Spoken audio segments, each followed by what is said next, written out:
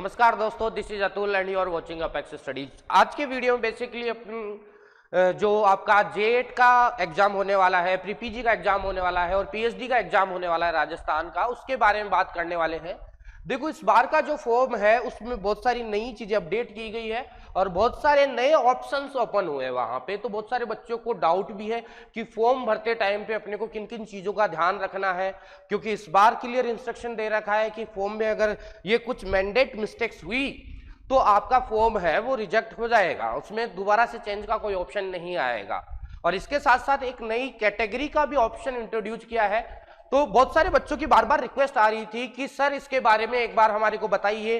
तो हर एक बच्चे को इस तरीके से कॉल पे ये सारी चीजें समझाना पॉसिबल था नहीं, और उसी के रिगार्डिंग ये वीडियो बनाया गया है जिसमें अपन हर एक चीज को डिटेल में देखने वाले हैं कि किस तरीके से अपने को फॉर्म को भरना है और क्या क्या जो महत्वपूर्ण चीजें हैं उनको ध्यान में रखना है। सबसे पहली चीज, आपकी जो इसकी एग्जाम के लिए जो फॉर्म भरने वाले हो आप, उसकी वेबसाइट क्या है। तो वेबसाइट है आपकी JET2023.com, ये आपकी वेबसाइट है। और इसके साथ साथ ये वेबसाइट का लिंक है आपको डिस्क्रिप्शन बॉक्स में मिल जाएगा। सेकेंड इंपॉर्टेंट चीज की, जो आपके फॉर्म है वो फिल होना स्टार्ट हो चुके हैं। 20 फेब से आपके जो फॉर्म थे वो स्टार्ट हो गए थे 20 फरवरी से, और लास्ट डेट है इसकी 27 मार्च लास्ट डेट है। इसके बाद में अगर आप एप्लीकेशन फॉर्म फिल करते हो तो आपको एक्स्ट्रा फीस, जिसको अपन लेट फीस के नाम से जानते हैं, वो आपको डिपॉजिट करनी पड़ेगी। अगर मैं नॉर्मल फीस की बात करता हूं तो जो भी बच्चा जनरल कैटेगरी का है, ओबीसी का है, एमबीसी कैटेगरी का है या फिर राजस्थान के अलावा किसी बाहर स्टेट का है, तो उसकी जो फीस है वो है आपकी 1400 रुपए। और जो बच्चा एसटी एससी कैटेगरी से आता है उसकी फीस है 1150 रुपए। अगर आप 27 तारीख तक फॉर्म भरते हो तो ये आपकी फीस लगने वाली है। 27 तारीख के बाद में अगर आप फॉर्म भरते हो तो आपकी जो फीस है उसमें 500 रुपए एक्स्ट्रा फीस लगेगी। अगर आप जनरल कैटेगरी से हो तो 1400 प्लस 500 रुपए आपकी एक्स्ट्रा फीस लगेगी, और अगर आप एसटी एससी कैटेगरी से हो तो 1150 के साथ साथ आपकी 500 रुपए एक्स्ट्रा फीस लगेगी। इसके साथ साथ कुछ बैंक चार्जेज भी लगते हैं, वो डिपेंड करता है बैंक टू बैंक, बहुत ज्यादा नहीं लगता है, 20-30 रुपए के आसपास आपका हर एक बैंक टू बैंक वेरी करता रहेगा। नेक्स्ट इंपॉर्टेंट चीज, इस बार के एग्जाम में क्लियर इंस्ट्रक्शन दे रखा है कि कुछ चीजें ऐसी हैं जो आप अगर एक बार फिल कर चुके हो तो किसी भी हाल में चेंज नहीं की जाएगी। सबसे पहली चीज, स्टूडेंट खुद का नेम है, अगर उसने फिल कर दिया है तो वो एडिट नहीं हो पाएगा। उसका जो फादर्स नेम है वो एडिट नहीं हो पाएगा। उसकी डेट ऑफ बर्थ क्या है वो एडिट नहीं हो पाएगी। कैटेगरी है वो एडिट नहीं हो पाएगी। इसके अलावा मोबाइल नंबर एडिट नहीं हो पाएंगे और ईमेल आईडी है वो एडिट नहीं हो पाएगी। ये कुछ चीजें ऐसी है जो आपने अगर एक बार भर दी तो दोबारा से एडिट नहीं कर सकते। तो आप जब भी फॉर्म भरे, कोई भी प्रॉब्लम आए आपको, तो आप अपने बॉर्डर लाइन नंबर पे कॉल करके पूछ सकते हैं, पर गलत फॉर्म ना भरे, क्योंकि एक बार पैसे कट गए, आपका फॉर्म भर गया, उसके बाद कोई भी चेंजेस नहीं कर सकते आप। अपने बॉर्डर लाइन नंबर है 9829990411। कोई भी प्रॉब्लम आए इन नंबरों पे कॉल कीजिए और कॉल करके आपकी जो भी प्रॉब्लम हो बताइए, डेफिनेटली हमारी जो टीम है आपकी हेल्प करेगी जरूर, ठीक है। इसके अलावा अगर अपन बात करते हैं एलिजिबिलिटी, तो कौन कौन बच्चा ये एग्जाम दे सकता है। अगर मैं बात करता हूं जेट के एग्जाम के लिए, तो जेट के एग्जाम के लिए 12th क्लास का स्टूडेंट जो 12th पास कर चुका है, चाहे वो एग्रीकल्चर, बायोलॉजी, केमिस्ट्री यानी एबीसी से हो, चाहे वो आपका बायोलॉजी, केमिस्ट्री और फिजिक्स से हो, चाहे वो आपका फिजिक्स, केमिस्ट्री और मैथ से हो, इसके अलावा और भी कोई कॉम्बिनेशन हो जो साइंस कैटेगरी का हो। किसी ने अगर मैथ और बायो दोनों ले रखी है तो वो भी अप्लाई कर सकता है। बेसिकली आप ये मान सकते हो कि एग्रीकल्चर वाला भी दे सकता है, बायोलॉजी वाला भी दे सकता है और मैथ वाला भी दे सकता है। जो प्री पीजी एग्जाम है वो आपके जो भी एग्रीकल्चर ग्रेजुएट है वो सारे स्टूडेंट दे सकते हैं। इसके साथ साथ अगर अपन आगे की तरफ चलते हैं, तो अगर कोई बच्चा 12th क्लास के बाद में डेयरी टेक में एडमिशन लेना चाहता है या फूड टेक में एडमिशन लेना चाहता है, तो उसके लिए पीसीएम आपका मैंडेट है कि पीसीएम यानी क्यों मैथमेटिक्स सब्जेक्ट उसके 12th क्लास में होना जरूरी है, तभी वो एग्जाम दे सकता है, अदरवाइज वो एग्जाम नहीं दे सकता। मतलब एग्जाम तो देगा लेकिन उसको जो फाइनल एडमिशन है डेयरी टेक और फूड टेक में वो इसी के थ्रू मिलेगा, अदरवाइज नहीं मिलेगा। अगर मैं बात करता हूं यहां पे, तो जो आपके पास में 12th की परसेंटेज है वो भी आपकी फिक्स है कि 50% जनरल का स्टूडेंट है उसकी मिनिमम 50% होनी चाहिए 12th क्लास में, तभी वो एग्जाम दे पाएगा। और अगर कोई बच्चा एसटी, एससी, ओबीसी कैटेगरी से है तो उसको 5% का रिलैक्सेशन दिया जाएगा, मतलब 45% पे वो अपना फॉर्म भर सकता है। अगर इससे कम परसेंट उसके बन रहे हैं तो वो ये फॉर्म नहीं भर सकता, ठीक है। जो 12th क्लास में अभी अपेयरिंग है, जिनका रिजल्ट नहीं आया वो भी ये फॉर्म भर सकता है। ऐसा नहीं कि जिनका रिजल्ट आया है वो ही फॉर्म भरेंगे, जिनका रिजल्ट नहीं है वो भी फॉर्म भर सकता है, मतलब जो अभी 12th क्लास में है वो भी फॉर्म भर सकते हैं। बस मेन चीज क्या है कि भाई अगर आपकी परसेंट इससे कम हो जाती है तो आपको एडमिशन नहीं मिलेगा, लेकिन एटलीस्ट आप फॉर्म तो भरे स्टूडेंट। इसके बाद में अपन बात करते हैं एज की। तो मैक्सिमम एज दी गई है, मिनिमम कोई भी एज नहीं है। मिनिमम जैसे हर एक एग्जाम में रहती है, किसी में 16 साल होती है, किसी में 17 साल होती है, इसी जेट में कोई भी मिनिमम एज नहीं है, लेकिन मैक्सिमम है कि 25 ईयर से अगर ज्यादा हो चुकी है आपकी एज तो इसका मतलब आप ये एग्जाम नहीं दे सकते। और ये 25 ईयर कब की मैं बात कर रहा हूं, 1/1/2023 को आपकी 25 ईयर से ज्यादा हो चुकी है तो आप ये एग्जाम नहीं दे सकते, आप इसके लिए एलिजिबल नहीं हो। अगर मैं बात करता हूं तो अगर इसी के अकॉर्डिंग अपन कैलकुलेट करते हैं तो अगर किसी की डेट ऑफ बर्थ 1198 से पहले की है, इसका मतलब डेफिनेटली वो एग्जाम नहीं दे सकता। कोई 97 का है, 95 का, तो एग्जाम नहीं दे सकता। मतलब जितने भी 12th क्लास वाले बच्चे हैं डेफिनेटली इससे ज्यादा एज के होंगे नहीं, तो हर एक बच्चे के लिए मतलब एलिजिबिलिटी है, कोई प्रॉब्लम वाली बात नहीं। सबसे इंपॉर्टेंट जो चेंज आया है वो डोमिसाइल सर्टिफिकेट में आया है, यानी मूल निवास के अंदर आया है। इस बार मूल निवास के अंदर आपको मूल निवास के साथ साथ अलग अलग कैटेगरियां सिलेक्ट करनी होगी डोमिसाइल के अंदर। अब ये कैटेगरियां है, इनको क्राइटेरिया 1 2 3 4 5 के नाम से दिया गया है। तो अगर अपन देखते हैं तो अलग अलग क्राइटेरिया दिए गए। अगर अपन बात करते हैं क्राइटेरिया 1 की, क्राइटेरिया फर्स्ट की, तो क्राइटेरिया फर्स्ट क्या बोलता है कि कोई भी स्टूडेंट अगर राजस्थान का है तो वो डोमिसाइल में क्राइटेरिया नंबर 1 सिलेक्ट करेगा, फर्स्ट कैटेगरी क्राइटेरिया नंबर 1।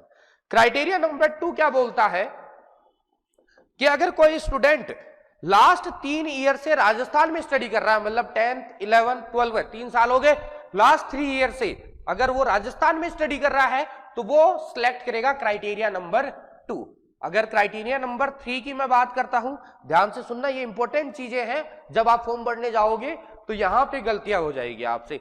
सारी चीजें आप देखना, फिर उसके बाद में डिसाइड करना कि कौन सी कैटेगरी में आप आते हो। ऐसा नहीं कि बोला कि मैं तो राजस्थान में आता हूं, राजस्थान में भी अगर आपके पापा कुछ और काम कर रहे हैं तो उसके अकॉर्डिंग आपकी कैटेगरी चेंज हो सकती है। थर्ड कैटेगरी आती है जिसमें ये बोला जाता है कि अगर आपके मदर और फादर है, मम्मी और पापा है, वो लास्ट 10 ईयर से राजस्थान में रह रहे हैं और अगर आप लास्ट 5 ईयर से राजस्थान में स्टडी कर रहे हैं तो आप क्राइटेरिया नंबर 3 फिल करोगे। नेक्स्ट अगर बात करते हैं तो क्राइटेरिया नंबर 4 की, तो क्राइटेरिया नंबर 4 क्या बताता है कि अगर आप रहने वाले तो हो राजस्थान के, मतलब आपका जन्म तो हुआ है राजस्थान में, लेकिन आप किसी दूसरे स्टेट में स्टडी कर रहे हो, दूसरे स्टेट में पढ़ रहे हो, तो आप क्राइटेरिया नंबर 4 फिल करोगे। क्राइटेरिया नंबर 5 की अगर मैं बात करता हूं तो क्राइटेरिया नंबर 5 ये बोलता है कि आप 3 ईयर से किसी राजस्थान के अंदर किसी भी सर्विस में, किसी गवर्नमेंट सर्विस में आपके पापा है या आपके मम्मी है, तो आप क्राइटेरिया नंबर 5 में आते हो।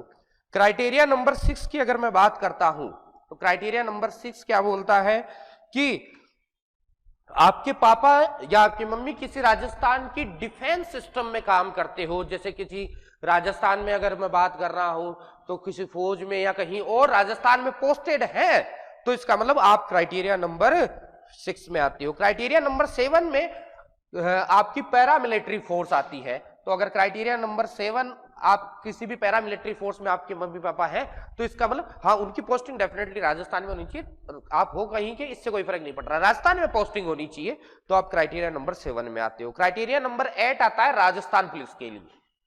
अगर आपके पापा राजस्थान पुलिस में है तो आप क्राइटेरिया नंबर 8 सेलेक्ट करोगे। और क्राइटेरिया नंबर 9 है जिसमें आपके पापा है वो राजस्थान हाई कोर्ट में हो, तो आप क्राइटेरिया नंबर 9 सेलेक्ट करोगे। ये सारे अलग अलग क्राइटेरिया दे रखे हैं, इन्हीं क्राइटेरिया के अकॉर्डिंग आपको अपना जो डोमिसाइल स्टेटस है वो वहां पे फिल करना पड़ेगा। और इंपॉर्टेंट चीजें इसी के अकॉर्डिंग आपकी आगे की जो प्रोसेस होगी वो काउंट की जाएगी।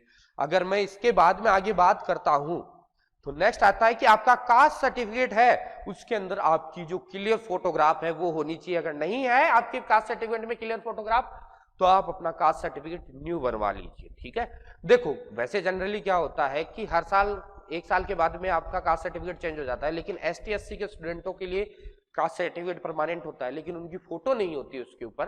तो वो स्टूडेंट भी जिनके फोटो नहीं है वो अपना कास्ट सर्टिफिकेट न्यू बनवा ले। इसके अलावा अगर मैं बात करता हूं तो OBC, MBC और EWS के स्टूडेंटों के लिए कास्ट सर्टिफिकेट अगर 1 साल से पुराना है तो अपना कास्ट सर्टिफिकेट नया बनवा ले। 1 साल के लिए ही वैलिड रहेगा, जिस डेट को आपका बना था उससे आपकी 1 साल तक वैलिड रहेगा। और जो OBC में है उनके लिए क्लियर चीज और भी है कि उनका जो नॉन क्रिमिलियर है वो उसमें क्लियर मेंशन होना चाहिए। कास्ट सर्टिफिकेट में 2 चीजें आती है, क्रिमिलियर भी आता है, नॉन क्रिमिलियर भी आता है। तो नॉन क्रिमिलियर है तो वो क्लियर वहां पे मेंशन होना चाहिए। डिफेंस की अलग अलग प्रायोरिटी है। अगर उसके बारे में कोई बच्चा डिफेंस से आता है जिसके पापा है वो फौज वगैरह में है तो वो कांटेक्ट कर सकता है। उसकी अलग अलग कैटेगरी दे रखी है। अब हर एक कैटेगरी तो जो स्टूडेंट डिफेंस में है, मतलब जिसके पापा डिफेंस में है, वो अपने बोर्ड लाइन नंबर पे कॉल कर लेगा और पूछ लेगा कि उसकी कौन सी कैटेगरी आएगी। अलग अलग कैटेगरियां दे रखी है, लेकिन इस डिफेंस के रिजर्वेशन में एक चीज फिक्स है कि 50% सीट है वो फीमेल के लिए रिजर्व है, और जो बची हुई 50% है उसके अंदर मेल भी आ सकता है और फीमेल भी आ सकता है। अगर किसी सेंस में 50% फीमेल नहीं मिल पाती है तो उस सिचुएशन में उन सीटों पे मेल रिजर्वेशन काम कर जाएगा, मतलब मेल उन सीटों पे एडमिशन ले सकता है। ठीक है, आपका फोटो सिग्नेचर क्लियर होना चाहिए। इसके अलावा राइट हैंड का आपका क्या होना चाहिए, थंब इंप्रेशन लगाना। अगर किसी के राइट हैंड है उसमें थंब नहीं है तो वो अपनी इंडेक्स फिंगर को यूज कर सकता है। जिसके थंब नहीं है वो इंडेक्स फिंगर को यूज कर सकता है, और जिसके राइट हैंड पूरा ही कटा हुआ है वो लेफ्ट हैंड का थंब यूज कर सकता है। तो ये थंब इंप्रेशन के लिए ध्यान रखना है। मेल फीमेल कोई भी हो, सभी को कौन सा right hand thumb impression use करना है। जो अपनी फोटो लगेगी पासपोर्ट साइज, उसमें एक चीज अपने को ध्यान रखनी है कि अपना फोटो का जो बैकग्राउंड है वो व्हाइट बैकग्राउंड होना चाहिए। ऐसा नहीं है ब्लू बैकग्राउंड आ रहा है, ग्रीन बैकग्राउंड आ रहा है, व्हाइट बैकग्राउंड होना चाहिए। और फोटो की साइज 30 to 50 KB की होनी चाहिए। इसके अलावा सिग्नेचर है वो 10 to 30 KB के, मतलब आपकी जो फोटोग्राफ है वो आपकी 30 से 50 KB की होनी चाहिए, और आपका जो साइन है वो होना चाहिए 10 से 30 KB का। इसके अलावा अगर कोई फिजिकली हैंडीकैप्ड है, जिसके हाथ पैर वगैरह PH वगैरह की बात करें, तो उसका सर्टिफिकेट भी आपको अपलोड करना होगा PDF की फॉर्म में।